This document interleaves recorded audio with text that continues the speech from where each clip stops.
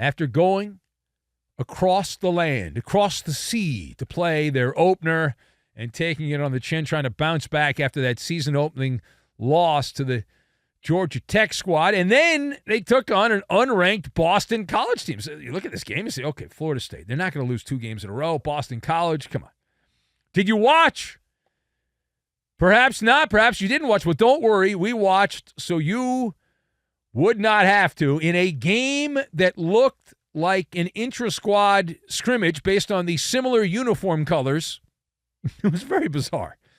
I know Florida State was wearing their dark uniforms, but they have the same colors. Anyway, Treshaun Ward, who? You don't know Boston College. Treshaun Ward, 138 yards of offense, including a 13-yard touchdown reception. He was a Florida State Seminole. He played there for several years. Now he's a transfer in the portal and playing for Boston College, who manhandled number 10 Florida State 28-13. The final. Ward had 77 yards on the ground. He added 61 yards receiving to get to that total of 138 yards. The better story, though, in the losing locker room, that is where the Seminoles head coach Mike Norvell said he was, quote, sick at how the season started. He also apologized to the Seminole fans, whether they accept that apology or not. Stay tuned, developing hot, ... He then apologized to everybody associated with the program, talking about how disappointing, extremely disappointing the start to the season is. He said, in all phases, we just weren't good, close quote. So let us discuss, what is the temperature in the room for the Seminoles head coach Mike Norvell?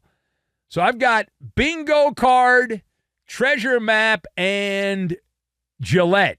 And we will combine all of these things together, and we'll put the puzzle pieces into place. So A, if you get out the supersonic thermometer and take the temperature in Tallahassee, the Seminole football program, which is known for planting the flame, the flaming arrow on the field, well, they are lukewarm at this point. Did they bring back Willie Taggart and nobody let us know as the coach? Is that what happened here? My goodness, who goofed?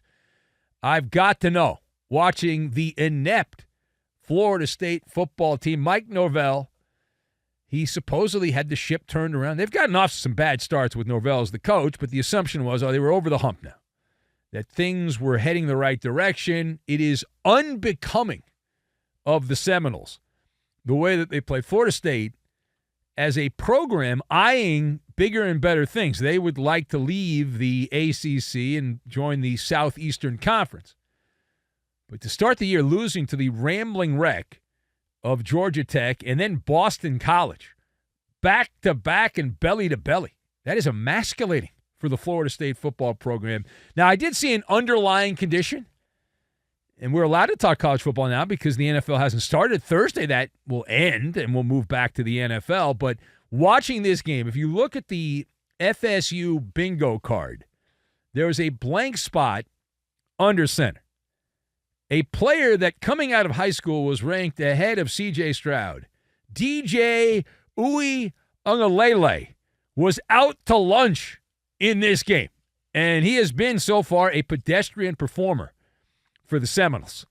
Highly rated, highly decorated, and the results are just not there. Now, on the other side, is this the beginning of something big for Bill O'Brien? He's been around the block a few times, right? Bill O'Brien, the head coach at Boston College. So you say it's a stepping stone game.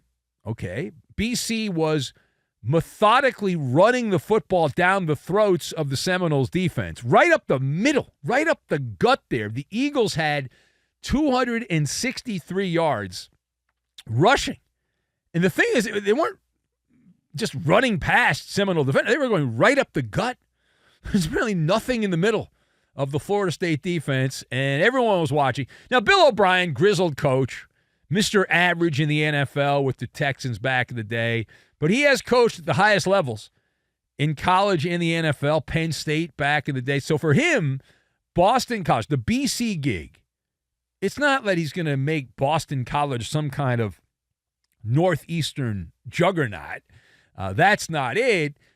But on that stage, in that environment for BC, you set it up, right? It's a treasure map, and you can go back down the yellow brick road and get one more shot, one more chance in the NFL. All right, now the last word here, and we'll see if we have this sound, but Billy Napier. I want to go back to this, the Florida coach, Billy Napier, who really is in a world of hurt at this point here. The Gators head coach feeling the walls cave in around him, despite a 7-year, $51 million contract that he signed back in 2021 when he left Louisiana. So Billy Napier has decided to go where you're not supposed to go. He has insulted the customers. He has taken a shot at the customers. Now let's go to the audio tape. We got to go to work on the football part, and I think we got to become a more consistent team, and we have to execute better. And if we can focus on those things and not necessarily what some guy in his basement saying in rural Central Florida on social media, then we got a chance to get better, right? So, are there a lot of basements in rural Central Florida? And I feel like that's our demographic. I feel like our demographic is guys in there, if there is such a thing as basements in rural Central Florida. That's right in our wheelhouse. Like that's our core demographic. So you're attacking the base of the MALLER militia, the Florida wing of the MALLER militia. Bad job by you. So where do you file what you just heard? The head coach, Billy Napier, calling out the Florida fans from their basement in rural Central Florida. This coming after the Gators lost by, let me check my notes here, 24 points to in-state rival Miami. So Napier, he's breaking the mold here. He's breaking the mold. The mold is old school Gillette commercial campaign from back in the day. Never let him see you sweat. Billy Napier, the head coach of the Florida Gators, wants you to know that he's got swamp ass right now in more ways than one, right? There's a lot of BO. There's a lot of sweat in the private region, the nether region there for Billy Napier. Extreme BO. And good luck. This is usually the beginning of the end, in my experience, based on previous results here. The Gators with Billy Napier have played 9 games against rivals. They've won 1. They're 1-8 against their rivals. They've played 13 games against ranked opponents. They're 2-11 against ranked opponents. But wait, there's more.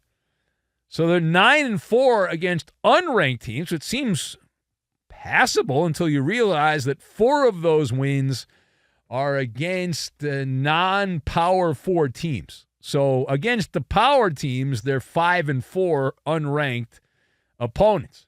I can go on and on. But you get the point. All right.